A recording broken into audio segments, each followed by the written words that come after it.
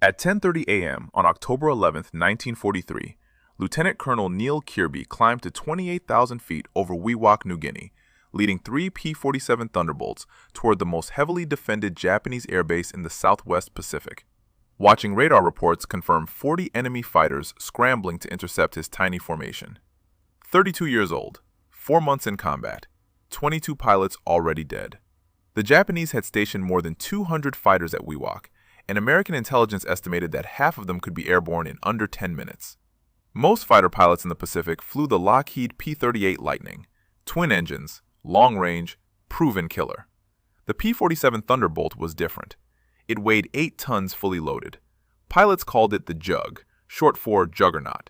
Some said it flew like one too. When Kearby's 348th Fighter Group arrived in New Guinea in June 1943 with P-47s, the reaction was immediate. Too heavy, too slow in turns, wrong airplane for the Pacific.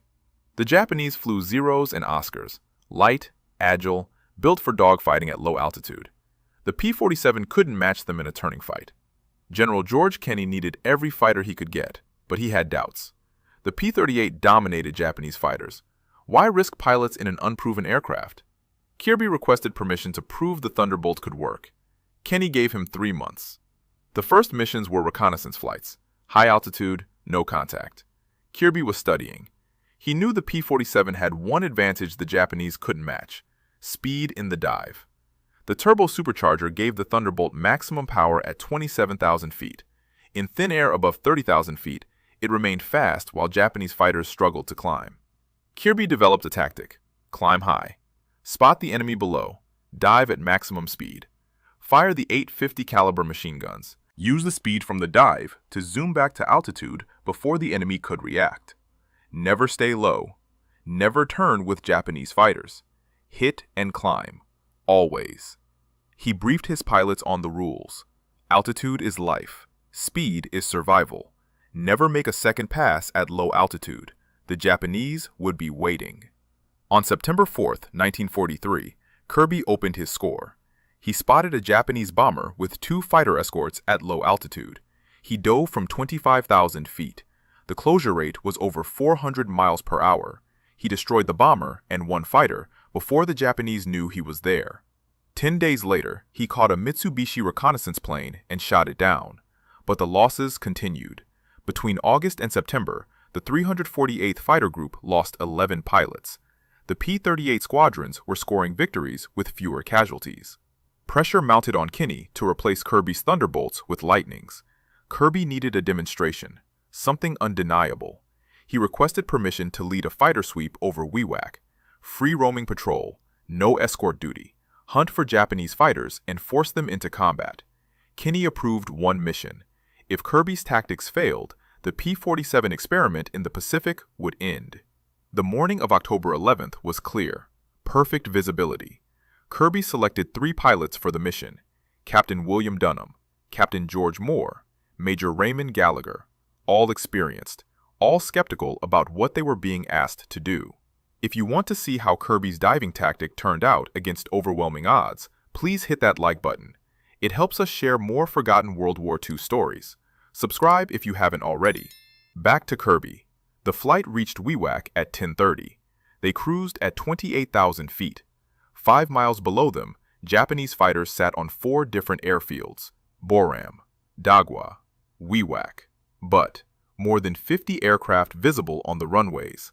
Japanese radar had tracked them from 50 miles out. Lieutenant Colonel Tamiya Teranishi commanded the Japanese 14th Sentai. He ordered fighters airborne and climbed into his own Oscar to lead the intercept. Within minutes, more than 36 fighters were climbing to engage 4 American aircraft. The odds were 9-1. Kearby was about to violate every tactical principle of aerial warfare and create a record that would stand for over a year. At 11:15, Kearby spotted movement. 1 aircraft, a mile below, off to the left. Lone fighter heading toward the coast. The other 3 Thunderbolts maintained formation at altitude. Kearby instructed them to drop external fuel tanks. With the tanks gone, they had roughly 40 minutes of fuel remaining. Enough to fight, not enough to stay long. Kearby rolled into a dive. The altimeter unwound. 26,000, 22,000, 18,000. The lone fighter grew larger in his gun sight. Red circles on the wings, Japanese Oscar, Nakajima Ki-43. The pilot hadn't seen him. Kearby closed to 300 yards. He pressed the trigger. 8 50 caliber machine guns fired simultaneously, 200 rounds in 3 seconds. The Oscar's fuel tank ruptured. Fire erupted from the engine cowling. The fighter rolled inverted and fell toward the ocean, trailing black smoke. What Kearby didn't know, that Oscar was flown by Lieutenant Colonel Tamiya Teranishi, commander of the Japanese 14th Sentai, the officer who had scrambled every available fighter to intercept the American formation. Teranishi's last radio transmission came at 11:25. Japanese records would later confirm his death. Kearby climbed back to 26,000 feet. 1 kill. Mission accomplished. Time to go home. He scanned the sky for his wingmen. All 3 Thunderbolts were in formation. Major Gallagher spotted another fighter near the coast, single aircraft heading out to sea. But before they could pursue, Captain Dunham's voice came over the radio. Bogies. Multiple contacts. Coming from the coast. Kearby looked east. The formation was impossible to miss. 12 twin-engine bombers in tight formation. 36 fighters surrounding them. Oscars, Tonys, Kawasaki Ki-61s, maybe some Zeros, all at 15,000 feet, all heading directly toward Wewak. The tactical situation was clear. 4 American fighters, low fuel, versus 48 Japanese aircraft, fresh, full ammunition. The mission was complete, intelligence gathered, 1 enemy fighter destroyed. Every training manual said withdraw. Every experienced pilot would have turned for home. Kearby had other ideas. The P-47's strength wasn't maneuverability, it was speed and firepower. His tactic required altitude advantage. He had it. 11,000 feet above the enemy formation. The Thunderbolts could dive through the formation at over 400 miles per hour. Fire. Zoom back to altitude before the Japanese could react. Hit them once. Disappear into the clouds to the south. But there were risks, massive risks. If anything went wrong during the dive, they'd be trapped at low altitude with no energy to climb. Surrounded by 48 enemy fighters. The P-47 couldn't turn with an Oscar, couldn't outrun a Tony in level flight at 10,000 feet. At low altitude, the Thunderbolt's advantages disappeared. At low altitude, 4 Americans would be easy targets. Kearby made his decision. He gave the signal to attack. The 4 Thunderbolts rolled into steep dives. The airspeed indicators climbed past 300 knots, 350, 400. The Japanese formation grew rapidly larger. Kearby aimed for the leading edge of the fighter escort. His finger moved to the trigger. The Japanese pilots saw them too late. 4 dark shapes plummeting from above. By the time the escorts reacted, Kearby was already firing. He selected a Tony. The convergence point for his 8 machine guns was 300 yards. At that range, the combined firepower was devastating. The Tony's wings separated. The fighter spun toward the jungle below. Kearby shifted to another target. Oscar. Port side of the bomber formation. 3-second burst. The Oscar exploded. Kearby pulled hard on the stick. The Thunderbolt's speed carried it through the formation and out the other side. He zoomed back to altitude. Checked his 6. Clear. Looked for his wingman.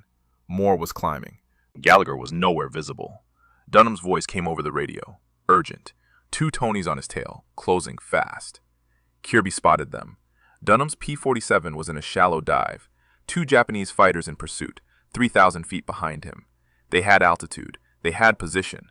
In 30 seconds, they'd be in firing range. Kearby rolled inverted and dove. His 3rd and 4th kills were about to come in rapid succession.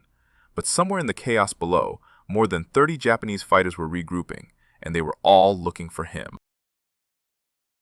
Kearby's dive angle was 70 degrees, nearly vertical. The airspeed climbed past 420 knots. The Thunderbolt shook. The 2 Tonys chasing Dunham were focused forward.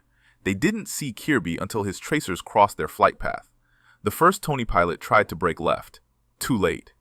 Kearby's burst caught him in the engine and cockpit. The fighter nosed over and fell trailing smoke. The second Tony pilot reacted faster. He broke hard right and dove. Kearby followed. The Tony was more maneuverable, but Kearby had speed, 450 miles per hour, closing fast. The Tony pilot made a mistake. He tried to turn. At that speed, the G-forces were brutal. His turn radius widened. Kearby cut inside. Range decreased. 2,000 feet, 1,500, 1,000. He fired. The Tony's tail section disintegrated. The fighter tumbled end over end into the jungle below. 6 kills, 15 minutes of combat, but the situation was deteriorating rapidly. Kearby looked up. The sky was full of Japanese fighters. Oscars and Tonys were diving from all directions. More than 30 enemy aircraft converging on his position. He had altitude again, but his fuel was critical. Maybe 20 minutes remaining. Not enough to fight his way out. He needed to break contact. Now. Kearby spotted a cloud layer to the south. Scattered clouds between 2,000 and 8,000 feet. Perfect cover. He called his flight. Disengage. Head for the clouds. Rendezvous on the south side. All 3 wingmen acknowledged. The 4 Thunderbolts dove for the cloud layer. Japanese fighters followed, but the P-47's dive speed was superior. By the time the Oscars reached the clouds, the Americans were gone. Kearby led his flight south through the clouds, then turned west toward Port Moresby. The Japanese didn't pursue beyond Wewak's defensive perimeter. The flight landed at Port Moresby at 12:45, 90 minutes after takeoff. Each pilot climbed out and inspected his aircraft. Dunham's P-47 had bullet holes in the tail section. Minor damage. Moore's aircraft was untouched. Gallagher had returned separately. His aircraft showed no damage either. The intelligence officer debriefed them immediately. The gun camera film would take hours to develop, but the pilot's reports were consistent. 6 confirmed kills for Kearby. Moore claimed 1 probable. Gallagher claimed 1 probable. Total enemy aircraft destroyed? 6 confirmed, 2 probable. 0 American losses. Word spread fast. By evening, every pilot at Port Moresby knew what happened over Wewak. 6 kills in 1 mission. Against odds of 9-1. Using an aircraft most pilots considered unsuitable for the Pacific Theater. General Kenney received the report at 5th Air Force headquarters. He immediately drafted a recommendation for the Medal of Honor. The citation described the action in detail. 4 fighters against 48 enemy aircraft. Mission completed. Reconnaissance objective achieved. Then voluntary engagement against overwhelming odds. 6 enemy fighters destroyed. 1 American pilot saved from certain death. All 4 aircraft returned safely. The gun camera footage arrived 2 days later. Every kill confirmed. The film showed Kearby's first Oscar burning as it fell toward the ocean. The 2 Tonys he destroyed while saving Dunham. The 3 fighters he shot down during the initial attack on the bomber formation. Frame-by-frame documentation of a record-breaking mission. Kearby's tactic had worked. The high-altitude dive, the speed advantage, the zoom climb to safety. Everything he predicted came true. The P-47 Thunderbolt could compete with Japanese fighters. It just required different tactics, different thinking, different leadership. The record stood as the most enemy aircraft destroyed by an American fighter pilot in a single mission. 6 confirmed kills. The previous record was 4. Kearby nearly doubled it. The next pilot to exceed his achievement wouldn't do so until January 1945, when William Shomo shot down 7 Japanese aircraft in 6 minutes over the Philippines. On September 23rd, Kearby had been promoted to full colonel. On October 11th, he proved the promotion was justified. By November, his total stood at 12 victories. The P-47 experiment in the Pacific was no longer an experiment. It was proven doctrine.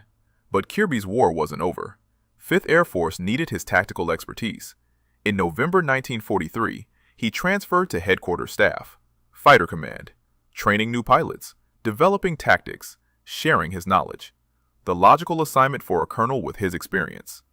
But Kearby had other plans. He requested permission to continue flying combat missions. Kenney approved with one condition. Kearby would balance staff duties with occasional combat flights. Not full-time combat, too valuable to lose. The arrangement suited both men. For 3 months, it worked perfectly. Then came March 5th, 1944. Between November 1943 and March 1944, Kearby lived 2 lives.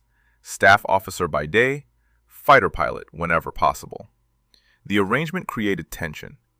His administrative duties required full attention, strategic planning, tactical development, training programs, but combat was his calling. Every time he heard fighters taking off, he wanted to be in the cockpit. His superiors understood. General Kenney encouraged a rivalry between top aces in the Pacific. Richard Bong flew P-38 Lightnings. Tommy Maguire flew P-38s. Both were accumulating kills faster than anyone else in the theater. Bong had 21 victories by January 1944. Maguire had 19. Kearby had 12. The rivalry wasn't personal, it was strategic. Kenney used competition to motivate his best pilots. The publicity helped recruitment. Newspaper stories about American aces boosted morale at home. War bond drives featured fighter pilots. Hollywood made movies about them. The rivalry served multiple purposes, but there was a cost. Top aces felt pressure to increase their scores. More missions, more risks, more chances to die. Maguire would be killed in January 1945 with 38 victories. Bong would survive the war with 40 kills, but die test flying a jet fighter in August 1945. Kearby would die first. His aircraft carried a personal touch. Every P-47 he flew bore the name Fiery Ginger. The nickname came from his wife Virginia. Red hair, strong personality. They married in 1937 at Randolph Field in Texas. She gave him 3 sons, Robert, John, Kenneth, all born before the war. By March 1944, Kearby flew Fiery Ginger 4, his 4th aircraft with that name.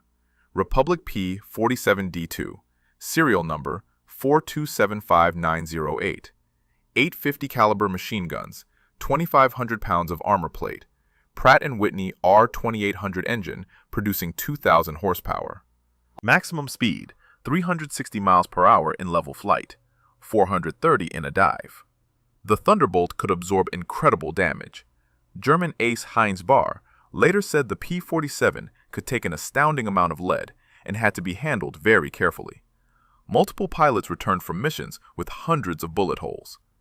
Engine damage, control surface damage, missing sections of wing. The aircraft kept flying. That durability saved lives, but it couldn't save everyone. Kearby's victory total climbed slowly. On January 9, 1944, he shot down 2 fighters over Wewak. His score reached 21, equal to Bong.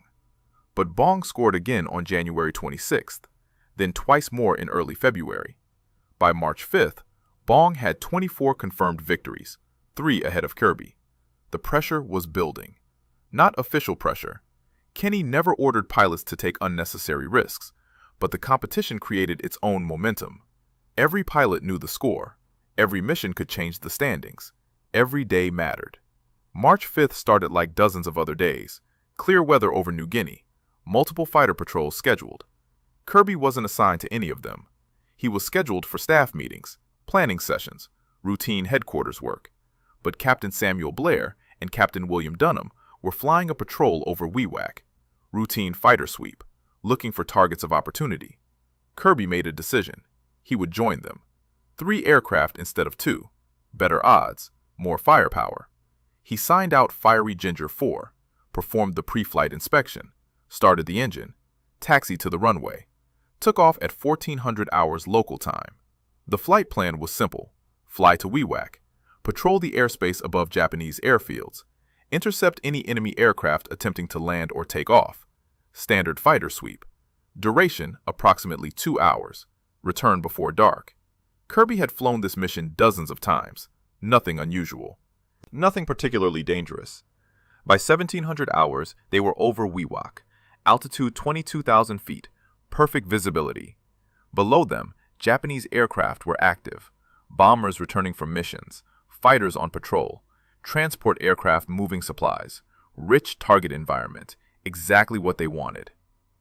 At 1720, Kearby spotted movement. 3 Kawasaki Ki-48 bombers, twin-engine light bombers, approaching Dagwa airfield for landing. Vulnerable. Low altitude. Low speed. Perfect targets. He called the attack. All 3 Thunderbolts rolled into diving attacks. What happened next would take less than 5 minutes and cost Kearby everything. The 3 Thunderbolts dove from 22,000 feet. Kearby targeted the lead bomber. Blair took the second. Dunham went for the third. The closure rate was extreme, 400 miles per hour. The Ki-48 pilots never had a chance to evade. Kearby opened fire at 800 yards. His 8 machine guns converged on the bomber's fuselage. The Ki-48 shuddered under the impact. Pieces of aluminum tore away from the wings. The bomber rolled left and descended toward the ocean. But Kearby didn't see it crash. The speed of his dive carried him past the target too quickly. Blair's bomber exploded in midair. Direct hit on the fuel tanks. Dunham's target went into a spin and crashed into the jungle near Dagwa. 2 confirmed kills. Immediate. Obvious. Kirby's target was different.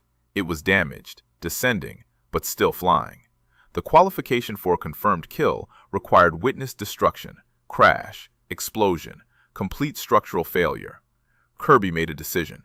He would make another pass, verify the kill, ensure the bomber went down. He called his wingmen, told them he was going back. They acknowledged, continued climbing to altitude. Kearby turned back toward the coast. This was the moment everything changed. Every tactical principle Kearby taught his pilots said climb, get altitude, never stay low after an attack. The Japanese would scramble fighters. They would be waiting. A second pass at low altitude handed every advantage to the enemy. Kearby knew this. He taught this. He wrote the doctrine. But he made the turn anyway. At Dagwa Airfield, Japanese controllers watched 3 American fighters attack their bombers. They immediately scrambled the alert flight. 5 Nakajima Ki-43 Oscars from the 77th Sentai took off within 90 seconds. Warrant Officer Koichi Mitoma led the flight. Sergeant Hiroshi Aoyagi flew as his wingman. All 5 pilots were experienced. All 5 knew American tactics. They expected the P-47s to dive once and climb away. They didn't expect one to return. Kearby's bomber was 3 miles off the coast, still airborne, still descending. He closed from behind. Range decreased. 1,000 yards. 800. 600. He fired. The tracers walked into the bomber's left engine. Fire erupted. The Ki-48 rolled inverted and hit the ocean. Kearby's 22nd victory. His last. The Oscar pilot saw him immediately. Single P-47. Low altitude. Slow airspeed. Vulnerable. Mitoma and Aoyagi dove on him from above. Kearby's airspeed was below 300 miles per hour. Not enough energy to climb quickly. Not enough altitude to dive away. The tactical situation was reversed. The advantages he always maintained were gone. He pushed the throttle forward. The R-2800 engine responded. 2,000 horsepower. But acceleration takes time. The Oscars were already in firing position. Range 400 yards. 300. 200. Mitoma opened fire. His machine guns were synchronized. 2 Type 89 7.7mm guns in the cowling. 2 HO-103 12.7mm guns in the wings. Aoyagi fired simultaneously. The rounds hit Fiery Ginger 4's tail section first, then the fuselage. Several bullets penetrated the cockpit. Kearby was hit. How many times remains unknown. What is known, the damage was catastrophic. Control cables severed. Hydraulic lines ruptured. The Thunderbolt's legendary durability meant nothing at close range. Too much damage. Too many critical systems destroyed. The P-47 nosed over. Kearby fought the controls. The aircraft was dying. Altitude 1,500 feet. Decreasing. He had seconds to decide. Ride it down or bail out. He chose to bail out. Released his harness. Opened the canopy. The slipstream tore him from the cockpit. His parachute deployed. But the altitude was insufficient for proper deployment. The canopy opened partially. Not enough to slow his descent adequately. He drifted toward the jungle below. Local villagers witnessed what happened next.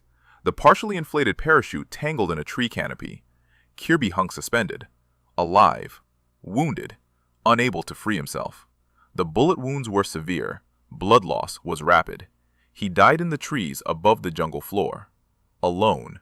Within sight of the airfield where he scored his greatest victory 5 months earlier. Dunham and Blair circled the area. They saw the parachute, saw movement, called for rescue. But Wewak was deep in Japanese-held territory. No rescue was possible. They remained until fuel forced them to leave. They returned to Sidor Airfield, filed their reports. Kearby was listed as missing in action. His wife Virginia received the telegram 2 weeks later. The search began immediately. 5th Air Force sent reconnaissance flights over the crash site. Pilots reported seeing wreckage in the jungle near Dagwa. Dense canopy. No clearings. No way to reach the site from the air. Japanese forces controlled the entire area.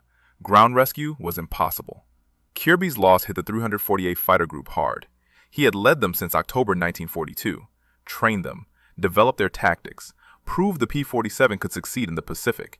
His death seemed impossible. Pilots who survive months of combat develop a sense of invincibility. Kearby had survived 70 missions, shot down 22 enemy aircraft, led the most successful P-47 unit in the theater. He wasn't supposed to die, but he violated his own rule: never make a second pass at low altitude. The rule existed for a reason. It was based on tactical reality. Low altitude eliminated the P-47's advantages. Japanese fighters excelled at low altitude combat. Every pilot in the 348th knew this. Kearby taught them. Yet on March 5th, he forgot, or he chose to ignore it. The result was the same. The official investigation examined the circumstances. 3 witnesses: Blair, Dunham, Japanese records captured after the war. All accounts agreed on the basic facts. Kearby made a second pass. He was attacked from above. He was hit. He bailed out. He died in the jungle. The investigation concluded with a single observation: pilot error, tactical violation, preventable loss. But there was context. The pressure to increase his score, the competition with Bong, the need to verify kills for official credit. Kearby's 21st victory had been his last confirmed kill before March 5th. 2 months without scoring. Bong was pulling ahead. McGuire was close behind. The unofficial race to break Eddie Rickenbacker's World War I record of 26 victories was intensifying. Kearby felt it. Everyone knew it. The second pass wasn't just about confirming a kill. It was about staying competitive. Kenney understood.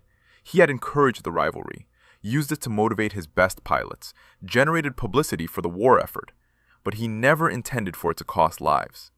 After Kearby's death, he reconsidered the policy. The competition continued, but the pressure eased. Bong would eventually reach 40 victories. McGuire would reach 38. Both would die within months of each other.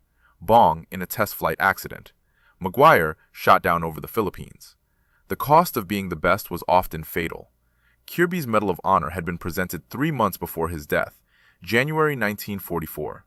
General Douglas MacArthur personally conducted the ceremony at his headquarters in Brisbane, Australia. The citation described the October 11th mission in detail. 4 fighters against 48 enemy aircraft, 6 confirmed kills, 1 American pilot saved. Conspicuous gallantry and intrepidity above and beyond the call of duty. MacArthur's presentation was brief. He understood fighter pilots, understood combat, understood what Kearby had accomplished. The medal recognized extraordinary courage, but it also recognized tactical innovation. Kearby proved the P-47 could fight in the Pacific. His methods became standard doctrine. Every Thunderbolt unit in the theater used variations of his dive and zoom tactic. His legacy wasn't just 22 kills, it was showing other pilots how to survive. The 348th Fighter Group continued operations without him. Lieutenant Colonel Robert Rowland assumed full command. The group's tactics remained unchanged: high-altitude patrols, diving attacks, zoom climbs. Between June 1943 and December 1944, the 348th claimed over 170 confirmed victories. Loss rate: 8 pilots. The tactics worked. Kearby's death was the exception, not the rule. His aircraft remained at the bottom of the jungle for 3 years. Fiery Ginger 4. Serial number 4275908. The wreckage sat undisturbed through the remainder of the war, through Japan's surrender in August 1945, through the Allied occupation, through the slow process of identifying and recovering the dead. In July 1947, an Australian war graves team finally reached the crash site. They found what remained of both pilot and aircraft. The Australian War Graves Registration Unit operated throughout the Southwest Pacific after the war. Their mission was recovery and identification. Thousands of Allied personnel remained missing. Crash sites, jungle graves, unmarked burial locations. The teams worked systematically, grid by grid, island by island. New Guinea contained hundreds of sites. The team reached Kearby's crash site in July 1947. The location was 1,800 feet from Dagwa Airfield. The wreckage was scattered across a small area. The P-47's engine had buried itself deep in the soil. Wing sections were identifiable. The tail section showed bullet damage, consistent with the Japanese reports. Multiple hits from 7.7mm and 12.7mm rounds. Human remains were found near the wreckage. Partial skeleton, Some personal effects. Dog tags were not present. The identification process relied on dental records, location, aircraft serial number. The process took time. The remains were transported to a temporary military morgue, filed with hundreds of others awaiting identification. The case number was assigned, the investigation began. 2 years passed. The backlog was enormous. Dental records had to be matched. Families contacted. Official confirmations processed. In 1949, the identification was confirmed. The remains belonged to Colonel Neel Ernest Kearby, Medal of Honor recipient. 22 confirmed victories. Killed in action March 5, 1944. His brother was also dead. Major John Gallatin Kearby III, killed in the European theater. The family had lost both sons to the war. Virginia Kearby received notification in early 1949. The remains would be returned to the United States. She chose burial at Sparkman Hillcrest Memorial Park Cemetery in Dallas, Texas, next to his brother. The funeral was scheduled for July 23, 1949. Full military honors. The ceremony drew significant attention. Local newspapers covered the story. Veterans attended. Fellow pilots from the 348th Fighter Group traveled to Dallas. General Kenney sent representatives. The coffin was draped with an American flag. Honor Guard, 21-gun salute, taps, the standard protocol for a fallen hero. But there was nothing standard about what Kearby accomplished. His decorations were extensive. Medal of Honor, 2 Silver Stars, 4 Distinguished Flying Crosses, 5 Air Medals, Purple Heart. Each award represented specific actions, specific missions, specific moments when he exceeded expectations. The Medal of Honor was the highest, but the Silver Stars and Distinguished Flying Crosses told a broader story. Consistent excellence, repeated courage under fire, leadership that inspired others. The medals were displayed at the ceremony, later transferred to his family, eventually donated to military museums. The Medal of Honor went to the National Museum of the United States Air Force at Wright-Patterson Air Force Base in Ohio. They created an exhibit, full-scale replica of a P-47 Thunderbolt, painted to match fiery ginger. Information panels describing Kearby's tactics, his record, his death. The exhibit remains on display. In 1959, the Air Force named a training facility in his honor, Kearby Hall at Shepherd Air Force Base in Wichita Falls, Texas, his hometown. The building housed pilot training operations, fighter tactics instruction. The naming was appropriate. Kearby spent his career teaching pilots how to fight, how to survive, how to win. The building continued that mission. Arlington, Texas, where he attended high school, eventually built a memorial. The Texas Historical Commission approved a state historical marker in 2010. Life-size bronze statue, information plaque, located outside the public library, later moved to City Plaza near City Hall. The statue shows Kearby in flight gear, looking skyward. The pose captures him perfectly, always watching, always ready. His wife Virginia outlived him by 45 years. She never remarried, raised their 3 sons alone, Robert, John, Kenneth. All 3 became pilots. All 3 died in separate aircraft accidents.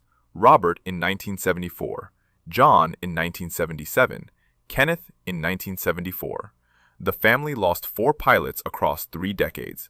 Virginia died in 1989. She was buried next to Neel at Hillcrest Memorial Park. The P-47 Thunderbolt remained in service until 1955. The type was retired from active duty, but continued flying in Air National Guard units for several more years. Total production exceeded 15,000 aircraft. The Thunderbolt fought in every theater, scored thousands of victories, proved itself as both fighter and ground attack aircraft. Kearby's contribution was showing it could compete with Japanese fighters in the Pacific. Without his tactical innovation, the P-47 might have been withdrawn from the theater.